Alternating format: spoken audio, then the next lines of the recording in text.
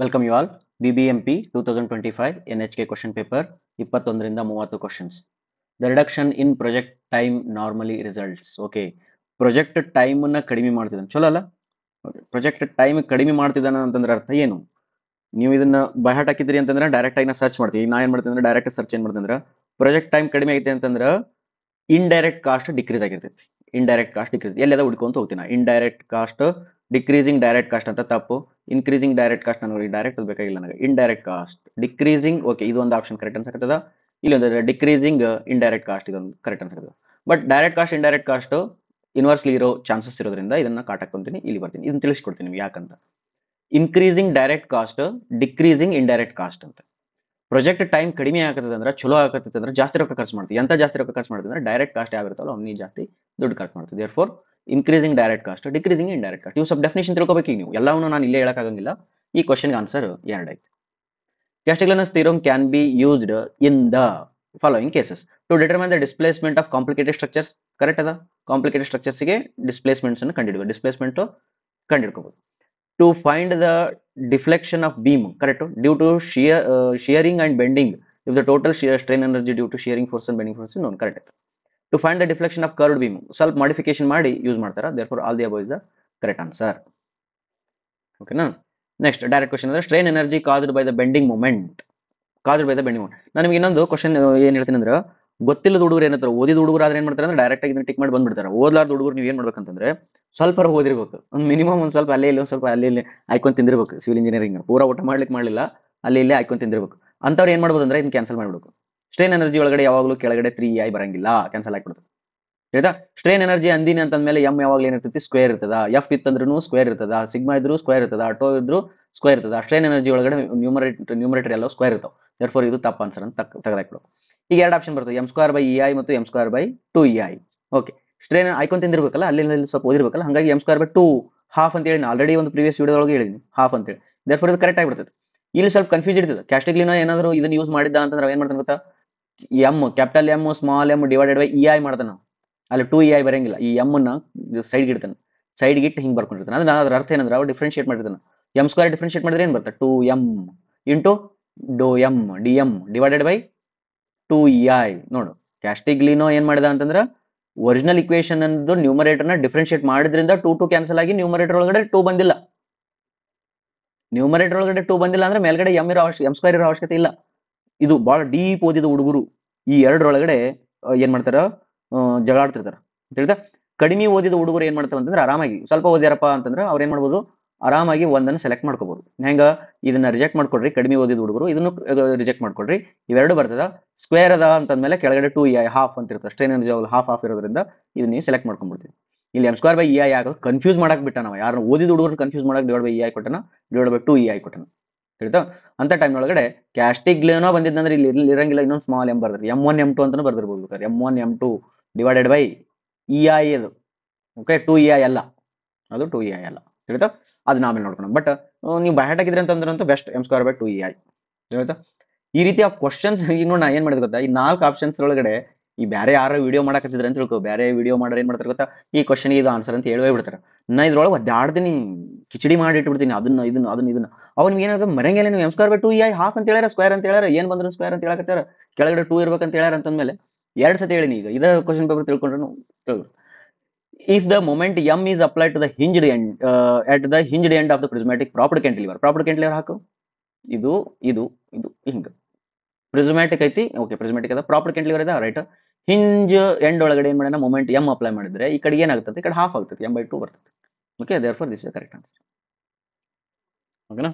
Next, in case of 3 hinged arch, okay, 3 hinged arch any cross section of the arch is subjected to. ಇದಂತೂ basic. ಇದು ನಿಮ್ಮೊಂದು 3 inch arch ಇರ್ತೈತಿ, ಇದನ್ನ solve ಮಾಡಿರ್ತೀರಿ ನೀವು, ರೈಟಾ? ಇಲ್ಲೊಂದು ಕ್ರಾಸ್ ಸೆಕ್ಷನ್ ಎಕ್ಸ್ ಅಂತ ತಗೊಂಡ್ರ ಆ ಎಕ್ಸ್ ಒಳಗಡೆ ಏನಿರ್ತೈತಿ, ಒಂದು ಥ್ರಸ್ಟ್ ಇರ್ತೈತಿ, ಎಕ್ಸಿಯಲ್ ಥ್ರಸ್ಟ್ ಇರ್ತದ, ಒಂದು ಶಿಯರ್ ಫೋರ್ಸ್ ಇರ್ತದ, ಇನ್ನೊಂದು ಬೆಂಡಿಂಗ್ ಮೂಮೆಂಟ್ ಇರ್ತದ. Normal thrust, shear force, bending moment. Therefore all the above is the correct answer. 26 dash theory is suitable for brittle material. Previous video ಓದಿ ಬರ್ರಿ, ನಿಮಗೆ ತಿಳಿತದ. ಇದು ಕರೆಕ್ಟ್. ಡಿಸ್ಟಾರ್ಷನ್ ಥಿಯರಿ ಬೇಡ. ಡಿಸ್ಟಾರ್ಷನ್ ಎನರ್ಜಿನೂ ಕೂಡ ಇದು ಡಕ್ಟೈಲ್ ಮೆಟೀರಿಯಲ್ಗೆ. ಶಿಯರ್ ಸ್ಟ್ರೈನ್ ಪ್ರೀವಿಯಸ್ ಆಲ್ರೆಡಿ ಒಂದು ಕ್ವಶನ್ ಕೇಳ್ಯಾನ, ಹಾಗಾಗಿ ಶಿಯರ್ ಸ್ಟ್ರೈನ್ ಎದಕ್ಕಿದು, ಇದು ಡಕ್ಟೈಲ್ ಮೆಟೀರಿಯಲ್ಗೆ. ಇದು ಬೇಡ. ಓಕೆ, ಕನ್ಫ್ಯೂಸ್ ಆಗೋದು ನೋಡು. ಮ್ಯಾಕ್ಸಿಮಮ್ ಸ್ಟ್ರೈನ್ ಅಂತ ಮ್ಯಾಕ್ಸಿಮಮ್ ಪ್ರಿನ್ಸಿಪಲ್ ಸ್ಟ್ರೆಸ್ ಅಂತ. ಓಕೆ, ಇಲ್ಲಿ ಏನಾದರೂ ಮ್ಯಾಕ್ಸಿಮಮ್ ಪ್ರಿನ್ಸಿಪಲ್ ಸ್ಟ್ರೈನ್ ಅಂತ ಬರ್ದಿದ್ದ ಅಂದ್ರೆ ನಾವಾಗ ಇವೆರಡರ ನಡುವರೆಗೆ ಕಾಂಪಿಟೇಷನ್ ಬೀಳ್ತಿತ್ತು. ಈ ಎರಡು ಆಪ್ಷನ್ಸ್ ಒಳಗಡೆ ಯಾವ್ದು ತಗೊಳ್ಳೋಣ ಅಂತ ಕನ್ಫ್ಯೂಸ್ ಆಗ್ತಿತ್ತು. ಬಟ್ ಮ್ಯಾಕ್ಸಿಮಮ್ ಪ್ರಿನ್ಸಿಪಲ್ ಸ್ಟ್ರೆಸ್ ಅಂದಿರೋದ್ರಿಂದ ನಾ ಡೈರೆಕ್ಟ್ ಆಗಿ ಟಿಕ್ ಮಾಡ್ಕೊಂಡ್ಬಿಡ್ತೀನಿ ಇದನ್ನ. ಯಾರಿಗೆ? ಬ್ರಿಟಲ್ ಮೆಟೀರಿಯಲ್ಗೆ. ಮುಗಿತು. ನೆಕ್ಸ್ಟ್ ಇಲ್ಲಿ ನಾನು ಭಾಳ ಖುಷಿ ಪಟ್ಟು ಈ ಕ್ವಶನ್ ಪೇಪರ್ ಭಾಳ ಒಂಥರ ಏನ್ ಮಾಡೋಣ ಗೊತ್ತೇನು, ಸ್ವಲ್ಪ ಓದ್ದವ್ರು ಜಾಸ್ತಿ ಆನ್ಸರ್ ಮಾಡ್ಬೋದು. ನೋಡಿ ಇಲ್ಲಿ ಹೆಂಗಂದ್ರೆ ಈ ಕ್ವಶನ್ ರಿಪೀಟ್ ಆಗೈತಿ. ಈ ಕ್ವಶನ್ 2 ಸತಿ ಬಂದಂಗಾತ. ಡಕ್ಟೈಲ್ ಮೆಟಲ್ ಬ್ರಿಟಲ್ ಮೆಟಲ್ 2 ಸತಿ ಬಂದಂಗಾತ. ಈ 23ನೇ ಕ್ವಶನ್ ಕೂಡ 2 ಸತಿ ಬಂದಂಗಾತ. ಆಲ್ರೆಡಿ ಅಲ್ಲೋ ಟೋ ಸ್ಕ್ವೇರ್ ಬೈ 2c ಕೇಳಿದ್ದ ಪ್ರೀವಿಯಸ್ ವಿಡಿಯೋದೊಳಗ. ಟೋ ಸ್ಕ್ವೇರ್ ಬೈ 2c ಕೇಳಿದ್ದ. ಆ ಟೋ ಸ್ಕ್ವೇರ್ ಬೈ 2c ಹೇಳ್ಬೇಕಾದಾಗ ನಾನು ನಿಮ್ಗೆ ಹೇಳ್ಬಿಟ್ಟಿದ್ದೆ ಎಮ್ ಸ್ಕ್ವೇರ್ ಬೈ 2ei ಬರ್ತದ ಅಂತೇಳಿ. ಅಲ್ಲಿ ಕೆಳಗಡೆ ಕೇಳೋಣ ಹೇಳಿದಲ್ಲ. ಹಿಂಗೆ 2 ಕ್ವಶನ್ಸ್ 3 ಕ್ವಶನ್ಸ್ ಮಿಕ್ಸ್ ಮಾಡಿದೆ ನಾವು. ಬಟ್ ಈಗ ಒಂದು ಭಾಳ ಚೆನ್ನಾಗಿತ್ತು ನಾವು. ಇನ್ ಕನೆಕ್ಷನ್ ವಿತ್ ಸ್ಟಾರ್ಮ್ ವಾಟರ್, ಮಳೆ ನೀರು flow estimation, time of concentration is defined as. Time of concentration ಭಾಳ ಚಂದದ. ಟೈಮ್ ಆಫ್ ಕಾನ್ಸಂಟ್ರೇಷನ್ ಅಂದ್ರೆ ಮಳೆ ಆದಾಗ ಫಾರ್ದೆಸ್ಟ್ ಪಾಯಿಂಟ್ ಅಲ್ಲಿ ಇರ್ತಕ್ಕಂಥ ನೀರು ನಿನ್ನ ಡಿಸ್ಚಾರ್ಜ್ ಪಾಯಿಂಟ್ ಒಳಗೆ ಹೋಗ್ಬೇಕಾದ್ರೆ ಎಷ್ಟು ಟೈಮ್ ತಗೊಂತದ ಅದಕ್ಕೆ ಟೈಮ್ ಆಫ್ ಕಾನ್ಸಂಟ್ರೇಷನ್ ಅಂತ. ತಿಳಿಲಿಲ್ಲ ನನಗೆ ಗೊತ್ತೈತಿ, ನಿಮ್ಗೆ ತಿಳಿಯಂಗಿಲ್ಲ ಅಂತ. ಇಲ್ಲಿ ನೋಡ, ಇದೇನಿದು ಅಂದ್ರೆ ಡ್ಯಾಮ್ ಅಪ್ಪ. ಈ ಡ್ಯಾಮ್ ಅದು ಡಿಸ್ಚಾರ್ಜ್ ಔಟ್ಲೆಟ್ ಅನ್ನ ಇದಕ್ಕೆ ಏನಂದ್ರೆ ಔಟ್ಲೆಟ್ ಅಂತಾರೆ. ಔಟ್ಲೆಟ್ ಅಥವಾ ಡಿಸ್ಚಾರ್ಜ್ ಇಲ್ಲಿ ಆಗತೈತೆ. ರೈಟ್, ಇದ್ರದ್ದು ಕ್ಯಾಚ್ಮೆಂಟ್ ಏರಿಯಾ ಹಿಂಗದ. Okay right. ಇಲ್ಲಿ ಮಳೆ ನೀರು ಬಿತ್ತಂದ್ರೆ ಅದು ಈ ಕಡೆ ಹೋಗ್ತದೆ, ಡ್ಯಾಮಿಗೆ ಬರಲ್ಲ. ಇಲ್ಲಿ ಬಿತ್ತಂದ್ರೆ ಮಳೆ ನೀರು ಈ ಕಡೆ ಹೋಗ್ತದೆ, ಡ್ಯಾಮಿಗೆ ಬರಲ್ಲ. ಇಲ್ಲಿ ಬಿದ್ದಿದ್ದ ನೀರು ಏನಾಗ್ತದ, ಈ ಹನಿ ಪ್ರೇಮಕ ಹನಿ ಇದು ಏನೈತಲ್ಲ, ಇದು ಹಿಂಗ ಹರ್ಕೊಂಡು ಎಲ್ಲಿ ಬರ್ತದ, ಇಲ್ಲಿಗೆ ಬರ್ಬೇಕದು. ಇಲ್ಲಿಗೆ ಬರಕ ಈ ಒಂದು ಹನಿ ಅಲ್ಲಿಂದ ಇಲ್ಲಿಗೆ ಬರಕ ಎಷ್ಟು ಟೈಮ್ ತಗೊಳ್ತದಲ್ಲ, ಇದಕ್ಕೆ ಟೈಮ್ ಆಫ್ ಕಾನ್ಸಂಟ್ರೇಷನ್ ಅಂತಾರೆ. ಅಷ್ಟು ಈಜಿ ಇಲ್ಲದ, ನಾ ಹೇಳದಷ್ಟು ಈಜಿ ಇಲ್ಲ, ತಡಿ ಹೇಳ್ತೀನಿ ನೋಡು. ಇಲ್ಲಿದ್ದ ಹನಿ ಇಲ್ಲಿಗೆ ಬರ್ಬೇಕಾದ್ರ ಎಷ್ಟು ಟೈಮ್ ತಗೊಂತದ ನೋಡ, ಗೊತ್ತಿಲ್ಲ. ಇಲ್ಲಿ ಬಿತ್ತು ಒಳಗೆ ಹೋಗಿರ್ಬೋದು, ಇಲ್ಲಿ ಬಿತ್ತು ಇಲ್ಲಿ ಬರದ್ರಾಗ ಎವಾಪರೇಷನ್ ಆಗಿರ್ಬೋದು, ಇಲ್ಲಿ ಬಿತ್ತು ಇಲ್ಲಿ ಬಂದ ಎವಾಪರೇಷನ್ ಆಗಿರ್ಬೋದು, ಇಲ್ಲಿ ಬಿತ್ತು ಇಲ್ಲಿ ಬಂದ ಎವಾಪರೇಷನ್ ಆಗಿರ್ಬೋದು. ಹಂಗಂದ್ರೆ ಎಲ್ಲಾ ಕಡೆ ಮಳೆ ಆಗ್ಬೇಕು ನಿಂದು. ಎಲ್ಲಾ ಕಡೆ ಮಳೆ ಆಗಿ ಅವಾಗ ಈ ಎಲ್ಲಾ ಜಾಗ ಏನೈತಲ್ಲ ಇದೆಲ್ಲ ಹಸಿ ಆಗ್ಬೇಕು, ಎಲ್ಲ ಇನ್ಫಿಲ್ಟ್ರೇಷನ್ ಬಂದ್ ಆಗ್ಬೇಕು, ಎಲ್ಲ ಜಾಗ ವೆಟ್ ಆಗ್ಬೇಕು. ಅವಾಗ ಏನಾಗುತ್ತಂದ್ರ ಇಲ್ಲಿ ಬಿದ್ದ ಹನಿ ಅದು ತಾನಾಗಿ ಹರ್ಕೊಂಡು ಇಲ್ಲಿ ಬರ್ತದ. ಇಲ್ಲಿ ಬಂತಂದ್ರೆ ಅದಕ್ಕೆ ಎಷ್ಟು ಟೈಮ್ ತಗೊಂತದಲ್ಲ ಆ ಸಮಯಕ್ಕೆ ಟೈಮ್ ಆಫ್ ಕಾನ್ಸಂಟ್ರೇಷನ್ ಅಂತಾರೆ. ಅಂದ್ರೆ it is a duration of storm. ಎಷ್ಟೊತ್ತರ ಮಳೆ ಆಗ್ಬೇಕಂತಂದ್ರೆ ಇಲ್ಲಿ ಬಿದ್ದ ನೀರು ತಾನಾಗಿ ಹರ್ಕೊಂಡು ಇಲ್ಲಿ ತನಕ ಬರ್ಬೇಕದು. ಅಷ್ಟೊತ್ ತನಕ ಮಳೆ ಆಗ್ಬೇಕದು, ಎಲ್ಲಾ ಜಾಗನ ಹಸಿ ಮಾಡ್ಬೇಕದು. ಅದಕ್ಕೆ ಟೈಮ್ ಆಫ್ ಕಾನ್ಸಂಟ್ರೇಷನ್ ಅಂತ ಹೇಳ್ತಾರೆ. ಆಯ್ತಾ? ಈಗ ನಾ ಟೈಮ್ ಆಫ್ ಕಾನ್ಸಂಟ್ರೇಷನ್ ಅದು ರಿಯಲ್ ಮೀನಿಂಗ್ ಅರ್ಥ ಮಾಡಿಸಿ. ಈಗ ನೋಡೋಣ. Time required for the flood discharge to reach the maximum limit. Correct ಹೇಳ್ದ.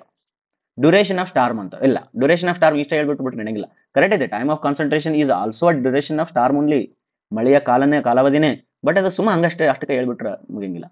Time required for the flood discharge to reach the minimum limit ಅಂತ. ಮಿನಿಮಮ್ ಲಿಮಿಟ್ ಬೇಡ, always peak limit, peak discharge, maximum limit ಅಂದಾಗ ಮಾತ್ರ ಅದು time of concentration ಬರ್ತದೆ. ಹೇಳಿದಾ?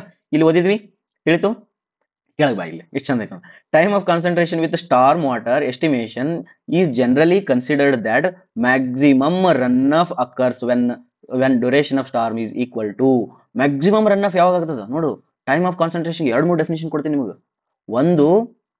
ಒಂದನೇ definition ಏನಪ್ಪ time of concentration ಅಂದ್ರೆ ಫಾರ್ದೆಸ್ಟ್ ಪಾಯಿಂಟ್ ಅಲ್ಲಿ ಇರ್ತಕ್ಕಂಥ ಡ್ರಾಪ್ ಇಲ್ಲಿಗೆ ಬರ್ಬೇಕಂದ್ರೆ ಎಷ್ಟು ಅಂದ್ರೆ ಡಿಸ್ಚಾರ್ಜ್ ಲೆವೆಲ್ ಬರ್ಬೇಕಂದ್ರೆ ಎಷ್ಟು ಟೈಮ್ ತಗೊಳ್ತದ.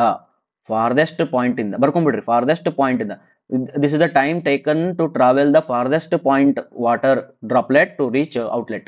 ಇದು ಒಂದೇದು. ಎರಡನೇದು ಏನ್ ಡೆಫಿನೇಷನ್ ಅಂದ್ರೆ ಎಂಟೈರ್ ಗ್ರೌಂಡ್ ಏನಿದೆ ಕ್ಯಾಚ್ಮೆಂಟ್ ಇದೆಲ್ಲ ಅಷ್ಟು ವೆಟ್ ಆಗ್ಬೇಕು. ಆಲ್ ಏರಿಯಾ ಏನಾಗ್ಬೇಕು, ಇದು ವೆಟ್ ಆಗಕ ಎಷ್ಟು ಟೈಮ್ ತಗೊಳ್ತದ, ಅದು ಟೈಮ್ ಆಫ್ ಕಾನ್ಸಂಟ್ರೇಷನ್. ಹೇಳಿದಾ?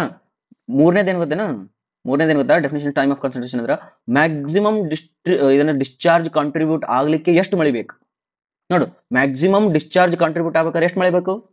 ಪೂರ ನೆಲ ಎಲ್ಲ ಹಸಿ ಆಗ್ಬೇಕು. ಕರೆಕ್ಟ್ ಅಲ್ಲ? ನೆಲ ಎಲ್ಲ ಹಸಿ ಆಗ್ಬೇಕು. ಅಂದ್ರೆ ಏನಾದ್ರತ ಮ್ಯಾಕ್ಸಿಮಮ್ ಡಿಸ್ಚಾರ್ಜ್ ಕಾಂಟ್ರಿಬ್ಯೂಟ್ ಆಗ್ತದ. ಮ್ಯಾಕ್ಸಿಮಮ್ ಡಿಸ್ಚಾರ್ಜ್ ಕಾಂಟ್ರಿಬ್ಯೂಟ್ ಆಗ್ತದೆ. ನೆಲ ಎಲ್ಲ ಹಸಿ ಆಗ್ಬೇಕು. 4ನೇದು ಬರ್ಕೋಬೇಕಾರೆ ಆಲ್ ದ ಕ್ಯಾಚ್ಮೆಂಟ್ ಏರಿಯಾ ಏನಾಗಬೇಕು, ಅದು ವೆಟ್ ಆಗ್ಬೇಕು.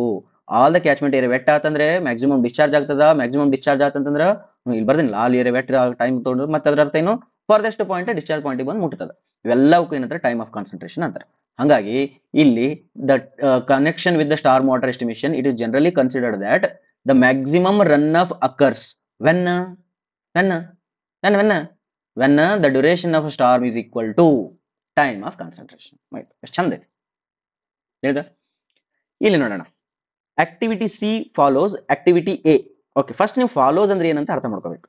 ಫಾಲೋ ಮಾಡಕತ್ತದ ಅಂತ. ಈ ನೋಡು, ಎಕ್ಸ್ಕವೇಷನ್ ಮತ್ತು ಕಾಂಕ್ರೀಟಿಂಗ್, ಬೆಡ್ ಕಾಂಕ್ರೀಟಿಂಗ್ ಅಂತ ತಿಳ್ಕೊ.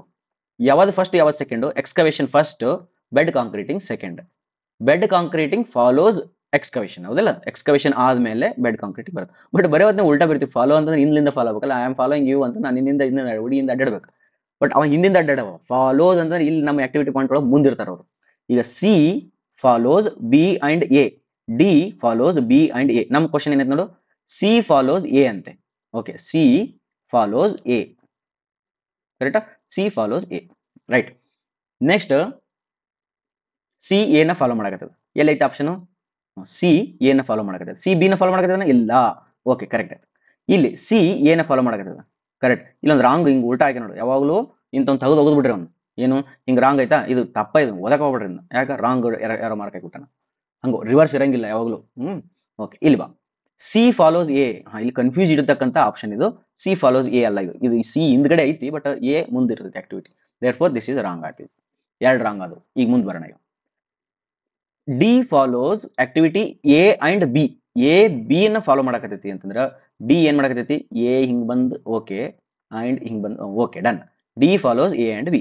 C follows only A. Therefore this is the correct answer. ಇದು ಸ್ವಲ್ಪ ಕನ್ಫ್ಯೂಸ್ ಮಾಡಕತ್ತೈತಿ. ಓಕೆ, ಇದು ಕನ್ಫ್ಯೂಸ್ ಮಾಡ್ತದ, ಡೋಂಟ್ ವರಿ.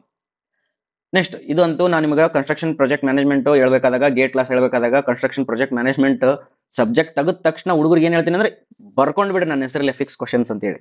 ಗೇಟ್ಗೂ ಕೂಡ, IAS ಕೂಡ, ಇಂಥ KPSC ಕೂಡ ಬರ್ಕೊಂಡ್ಬಿಡು ಅಂತ ಹೇಳ್ಬಿಟ್ಟಿರ್ತೀನಿ.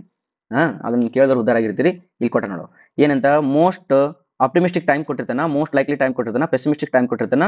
ಅವ ಏನ್ ಕೇಳ್ತಾನೆ ಅಂದ್ರೆ ಎಕ್ಸ್ಪೆಕ್ಟೆಡ್ ಟೈಮ್ ಕೇಳ್ತಾನೆ. ನಮಗೆ time of expectation equal to optimistic time plus 4 times of most likely time plus 2 pessimistic time divided by ಎಷ್ಟು? ಅದು 1, ಇದು 4, ಇದು 6, 1 ಅಂದ್ರೆ 6 ಡಿವೈಡ್ ಬೈ 6 ಮಾಡ್ಕೊ. ಮುಗಿತು ಆನ್ಸರ್. ಆಪ್ಟಿಮಿಸ್ಟಿಕ್ ಎಷ್ಟೈತಪ್ಪ? 2. ಪೆಸಿಮಿಸ್ಟಿಕ್ ಎಷ್ಟೈತಪ್ಪ? 4 into 3. ಸಾರಿ, ಇದು ಮೋಸ್ಟ್ ಲೈಕ್ಲಿ. ಆಮೇಲೆ ಇದು ಎಷ್ಟೈತಿ? 7 ಡಿವೈಡೆಡ್ ಬೈ 6. 4 3 12, 12 12 plus 2 14, 14 7 21, 21 by 6 3.5. 3.5 ಇಲ್ಲ ಐತೆ ಆಪ್ಷನ್. ಮುಗಿತು. ಅದು ಎರಡನೇದು ನೋಡೋಕೆ ಹೋಗ್ಬೇಡ. ತಿಳಿತಾ? 31 ರಿಂದ 40 ವಿಡಿಯೋ ಕ್ವಶನ್ಸ್ ನೆಕ್ಸ್ಟ್ ವಿಡಿಯೋದೊಳಗೆ ನೋಡೋಣ. Thank you.